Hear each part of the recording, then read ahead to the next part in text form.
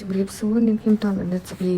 នៅក្នុងវីដេអូនេះនាងខ្ញុំនឹងជម្រាបជូនអំពីមូលហេតុអ្វីនៅពេលដែលយើងដកធ្មេញចេញហើយយើងត្រូវការធ្វើធ្មេញថ្មីដាក់ពីលើនឹងវិញចាបន្ទាប់ពីដកធ្មេញហើយនៅកន្លែងដែលយើងដកហ្នឹងបើមិនមានធ្មេញថ្មីមកជំនួសទេវានឹងបង្កើតជាបញ្ហា bone resorb ស្រកឆ្អឹងកន្លែងដែលធ្លាប់តែមានធ្មេញពេញបន្ទាប់ពីយើងដកចេញទៅវាធ្វើឲ្យឆ្អឹងដែលនៅទីនោះនឹងរួមតូចហើយកំណាំធ្មេញដែលមាននៅជុំវិញហ្នឹងនឹងមានបញ្ហាវាចវេរំកិលខុសកន្លែងដែលគេហៅថា multi function អញ្ចឹងនៅក្នុងហ្នឹង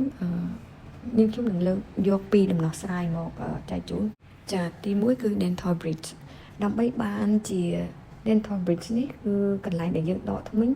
វាបានបាត់បង់ទៅហើយដូច្នេះគឺត្រូវឆាបរធ្មេញសងខាងដែលល្អហ្នឹងចេញដើម្បីអាចស្រោបពីលើនឹងបានហ្នឹងគឺជាជំរើសទី1ពេលគាត់ដែលយើងបានធ្មេញត្រឡប់មកវិញក៏ប៉ុន្តែក៏យើងត្រូវលះបង់ធ្មេញសងខាងគឺយើងត្រូវឆាបវារៀងតូចចំណែក dental implant វិញគឺជាជំរើសដ៏ល្អនៅពេលដែលយើងបាត់បង់ធ្មេញនៅកន្លែងណាយើងគ្រាន់តែចោះឆ្អឹងនៅកន្លែងដែលបាត់បង់នោះបន្ទាប់ពីយើងដកធ្មេញហើយមួយរយៈពេល3ខែយើងអាចចាប់ផ្ដើមដាក់ធ្មេញថ្មីនៅកន្លែងដែលបាត់បង់ហ្នឹងទៅចាហើយការដែលយើងធ្វើ implant នេះវាអាស្រ័យទៅលើធ្មេញដែលបាត់បង់